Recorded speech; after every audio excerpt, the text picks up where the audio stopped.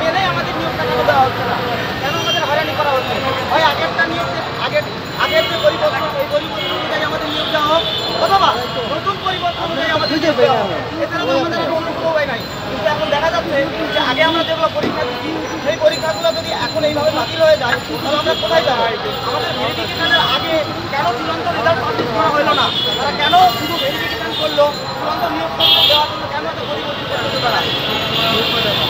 আর আপনারা ভালো করে জানেন যখন যে প্রাইমারির তৃতীয় ধাপ সহজে মৃত্তিকা ভবন অথবা যে বিসিএস এর যে প্রিলি রেজাল্ট অথবা বলেন যে ব্যাংকের যেই রেজাল্টগুলো সেগুলো কিন্তু আগের পরিপত্র অনুযায়ী হয়ে যাচ্ছে, যেগুলোর কার্যক্রম ভাইবা পর্যন্ত চলে গেছে অথবা ভাইবার পরবর্তী ভেরিফিকেশন পর্যন্ত চলে গেছে।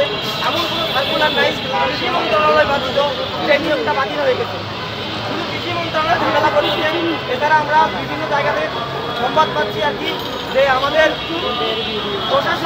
প্রশাসনের নাকি সেই আগের মতো শক্তি আর নাই। উপর মহল থেকে তাদের উপর অনেক চাপ, তারা এই চাপের জন্য আমাদের নিয়োগ দিতে পারতেছে না। নাই যে উপর মহলটাকে কে আমাদের এই নিয়োগের জন্য এত বেশি ঝামেলা করতেছে।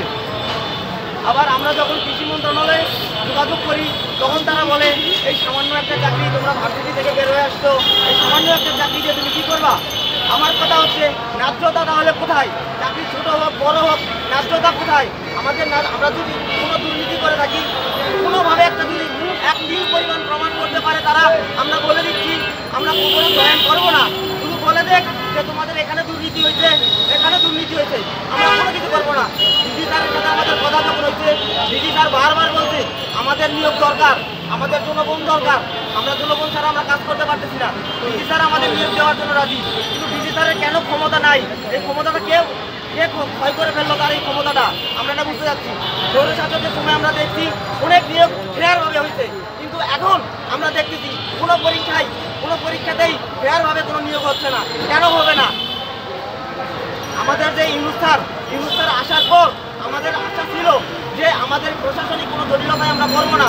আমরা যখন সচিবালয় যাই তারা বলে বিনা স্বায়ত্তশাসিত প্রতিষ্ঠান, তারা চাইলেই দিয়ে দিতে পারে।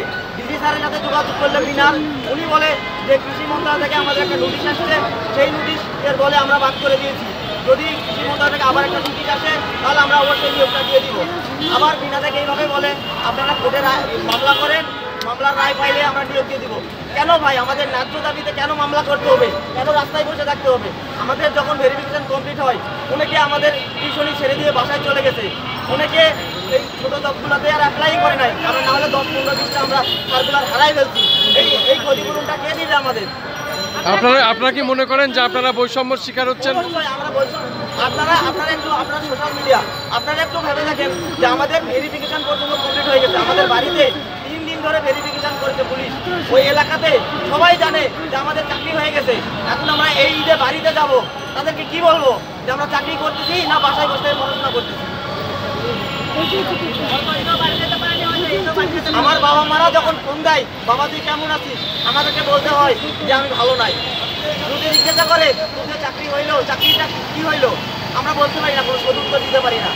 আমরা কেন এই যে আমরা ব্যানার বানাচ্ছি, প্ল্যাকার্ড বানাচ্ছি, রিড করতেছি, যেখানে যাচ্ছি সেখানে আমাদের টাকা খরচ হচ্ছে।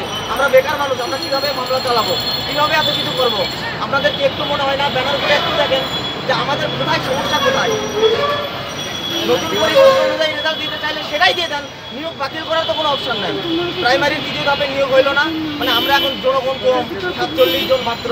এই জন্য আমাদের কি একটা মানে বাংলাদেশে কি এটাই চলে থাকবে যে জনগণ কম, আন্দোলন কম করছে, রাস্তা ব্লক করতে পারতেছি না, রেলপথ বন্ধ করতে পারতেছি না, ওই জন্য আমাদের নিয়োগ দেওয়া যাবে না। আমরা যদি প্রাইমারি হতো তখন 6-7 হাজার হইতাম, রাস্তা ভেঙে দিতাম, 2-1 মার্ডার হইতো, ট্রেন অফ করে দিতাম, তাহলে কিন্তু আমাদের দাবিটা এত কষ্ট হইতো না।